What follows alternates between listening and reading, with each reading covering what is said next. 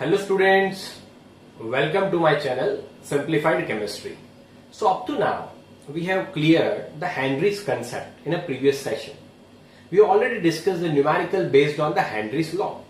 So now today we are going to start our topic that is known as vapor pressure. So let us know that what is vapor pressure. So let us have certain information about vapor pressure. So before starting with the vapor pressure, we must have to know that what is evaporation, my dear student. What is evaporation? So evaporation means what? Everyone knows that. Evaporation means what? That you know that when water will convert into vapor, that thing is considered as what? Evaporation. So let us take the example of that. I have taken one beaker in. Clear? I have taken one beaker and I have filled one liquid in it. So you can say that liquid will have the molecules like this. Clear? You can simply say that liquid will have the molecules like this. So now whatever I am saying, please keep this in your mind. I am saying that whenever evaporation will take place, at that time only and only surface molecules, please keep this in your mind, that only surface molecules will evaporate. I am saying that only surface molecules will evaporate. It means these molecules will not evaporate that are here, but only the molecules which are present at the surface, they will only and only evaporate. So what are the reason for that? The first reason is that they are having less attraction force. First reason is what? They are having less attraction force. Now what do you mean by less attraction force? We have already discussed in a surface tension. I am considering this molecule here, my dear student. I am considering molecule here. So this molecule is surrounded by different molecules here. You know that in between these molecules there are attraction forces. So it will have the attraction from this side, this side, this side as well as this side. But when we are particularly talking about the surface molecules, the surface molecules have attraction only and only towards downward sides.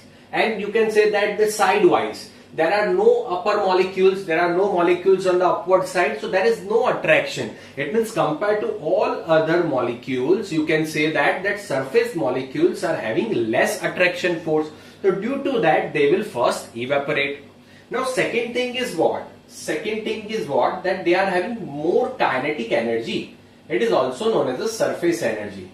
So my dear student, you all know surface energy. I do not have to go into the detail, but still I will give you an idea for this. That suppose these molecules, which molecules are coming on the surface? So you know that these molecules will have the kinetic energy. ये एक दूसरे से झगड़ के ही ऊपर आएंगे होंगे. Clear? You can simply say that surface energy, it means they are having more kinetic energy. So that's why whenever evaporation will take place, the molecules which are present on the surface, that will evaporate. That will evaporate. Understand it properly, my dear student. Okay. Now I am taking one example that as the evaporation will take place, I can say that these molecules are going into the atmosphere. And with whatever the container, if open container is there, please remember my words, if open container is there, so you can say that all the molecules that are being evaporate, they will escape. They will escape from the container. It means वो container से निकल जाएंगे. So I can simply say that whenever I am taking the open container, the weight of the liquid will decrease. The weight of the liquid will decrease. But what will happen? If I will take a closed container? If I will take a closed container, at that time what will happen? So suppose here all the molecules are there. Understand it properly, my dear students. Okay, all other molecules are there. So yes, these molecules will evaporate, but they cannot escape, my dear student. They cannot escape because our vessel is closed. So I can say that here their weight will remain same. Weight will remain same in the container. Yes, I can say that. So when the vessel is closed At that time what will happen, that you know that this molecule will evaporate and it will remain here only. So as we have seen earlier, this evaporated molecules will gather and again they will convert into what? Liquid. It means I can say that condensation takes place. Here I can say that condensation will take place. It means what will happen, that this molecule will evaporate and then some molecules will condense and it will again convert into this liquid. Then liquid will convert into vapor and vapor will convert into liquid. Is it clear? Is it familiar? So I can use one important word, that my dear student, equilibrium will establish. What is equilibrium? So I can here write that rate of evaporation will be equal to rate of condensation. It is considered as what? Equilibrium. It means the amount of molecules with the rate they are converting into the vapor, that amount of, it means with that rate vapor is converting into the liquid. So this is considered as an equilibrium will establish. So when the equilibrium will establish, my dear student, you know that when the equilibrium will establish, at that time, at that particular time, whatever the pressure is there of this amount of gas here on this surface of liquid is considered as the vapor pressure. Is considered as what? Vapor pressure. Understood? I have explained you from the basics. Now what is vapor pressure? So when the equilibrium will establish, it means the rate of evaporation will be equal to rate of condensation. At that time, whatever the amount of gas is there or vapor is there and there is some pressure of that vapor on the particular this liquid, so it is considered as what? Vapor pressure, my dear student. Okay, so you can define the vapor pressure. Please write it down with your knot and pen. That vapor pressure means what? The amount of pressure that is existing on the surface of liquid at equilibrium. It is considered as what? Vapor pressure, my dear student. Clear? Okay, you got the idea of this vapor pressure. Now, please take the screenshot of this and then we will go further. Okay, so now we have to understand that which are the factors that vapor pressure depends on that. Here, which factors are there? Now, one important question I forgot here, that I am asking, that we have taken here this container and this liquid. Here, now if I will increase the size of container, if I will increase the size of container, so my vapor pressure will change or not? Question arises. So my vapor pressure will change or not? So my dear student, if you will change the size of container, my vapor pressure will not change. Why? Because you know that it is what? Force upon area. So here you are increasing the area, surface area you are increasing. Okay, force upon area. Understood? Clear? So that's why its vapor pressure will not change. You know that. That's why vapor pressure will not change. Keep this in your mind. Okay. Now, which factors are there on which our vapor pressure depends? The first factor on which our vapor pressure depends, that you have to remember, is our force of attraction. Force of attraction. So always remember that. What is force of attraction? You know that between the molecules there is an attraction force. You know that there is a more attraction force between polar and polar, non-polar and non-polar. Clear? Like that. So now always remember, force of attraction is more, so vapor pressure will be less.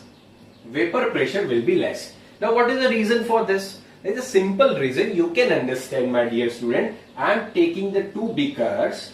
Okay, they all are closed vessels. Clear? Now there is one solvent or one solution in that, in between A and B. A is my solute and B is my solvent.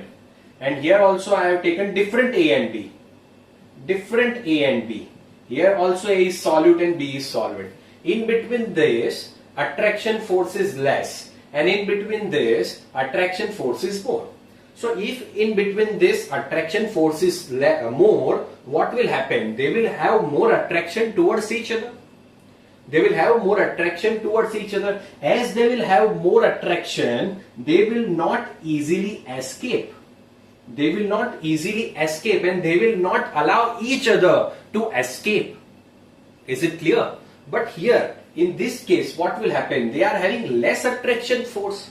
So they can easily escape from each other because they are having less attraction force. So I can say that here force of attraction is less. So vapor will be more. And so that's why the pressure will be more.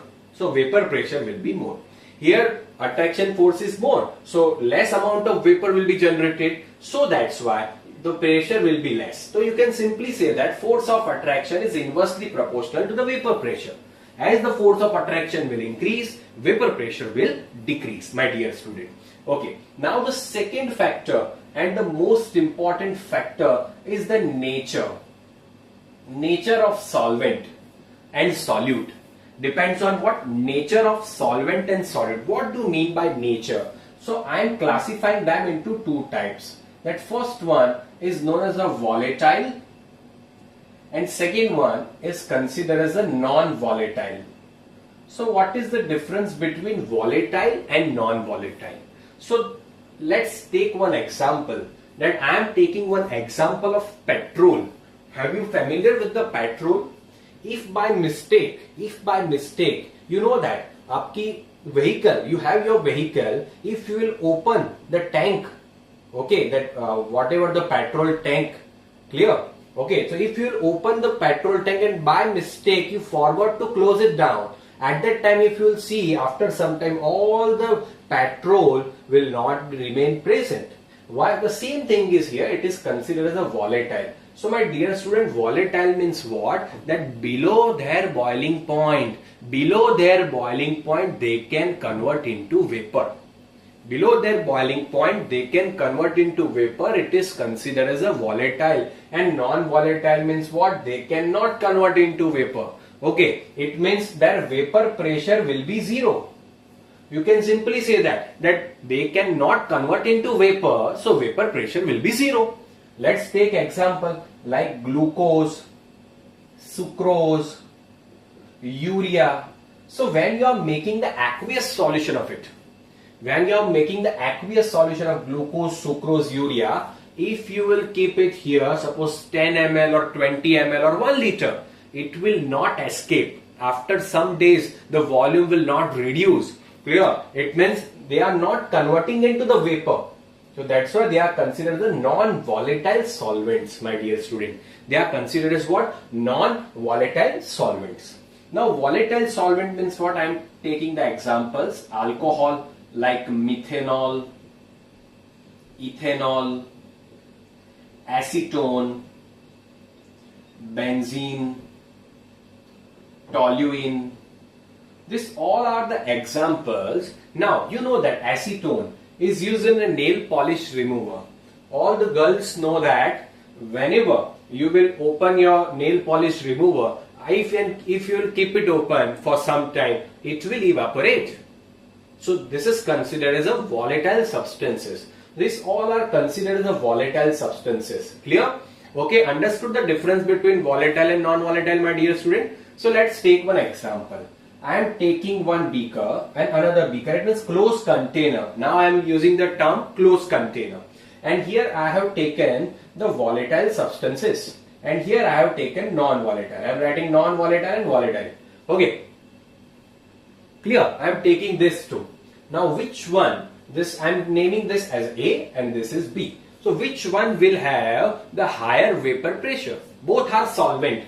Both are solvent only. There is no solute. Only solvents are there. This is pure non-volatile solvent and this is pure volatile solvent. Okay? Only pure solvent is there. We have not added any amount of solute into it. So can you tell me that which one will have more vapor pressure? Of course, yes. You can say that A will have the more vapor pressure. Why? Because they are volatile. They can easily escape. They can easily convert into the vapor. So their vapor pressure will be more. Here they cannot convert into the vapor. So there will be no vapor pressure. Clear? So vapor pressure of A will be more compared to B. So this was the second factor. Please take the screenshot, my dear student. Then we'll discuss the another one. Okay. So now, after this, we are going to discuss the important thing, that is the third point, and that one is the temperature. So how temperature affects our vapor pressure? How temperature affects our vapor pressure? So always remember that as you will increase the temperature, you can say that more amount of liquid will convert into vapor. You can simply say that more amount of liquid will convert into vapor, and as a result, vapor will increase. So you can say that the pressure of this vapor will also increases. Clear? Okay, so vapor pressure will increase. You can simply say that by increasing the temperature, vapor pressure, I am denoting vapor pressure as P0, so P0 will increase. Is it clear? Okay, now let's see the next factor, and that is the pressure. So what will be the effect of pressure on this? So now you know that as you will apply the pressure, so according to the Henry's law, we have already studied, as you will apply the pressure, more amount of gas will dissolve into the liquid. Clear? So as you will apply the pressure, more amount of vapor will convert into liquid. So due to that, what will happen? So you can say that vapor will decrease. As the vapor will decrease, vapor pressure will also decreases. Clear? So that's why you can say that by increasing the pressure, vapor pressure will decrease. Is it clear, my dear student? Okay, so this was the whole idea about the vapor pressure, and I have explained you the vapor pressure in detail, my dear student. Clear? Now, question arise. We have aqueous H2S, we have glucose solution. Clear? We have urea solution. So which of the following will have the highest vapor pressure? So you can say that aqueous H2S will have the highest vapor pressure, because these two are what? Non-volatile. Okay. So now H2S solution means what? H2S is being dissolved into the water. H2S is basically gas. Clear? So generally you can say that vapor pressure of this will be more. So this type of question can come on the base of vapor pressure, my dear student. Okay, so this was the whole idea about the vapor pressure. Hope you will get this idea and you have understood it fully. I wish that you have understood it. Clear? And if you have understood it, please comment it. Okay, my dear student, share this video, subscribe it and like. Thank you so much, my dear students.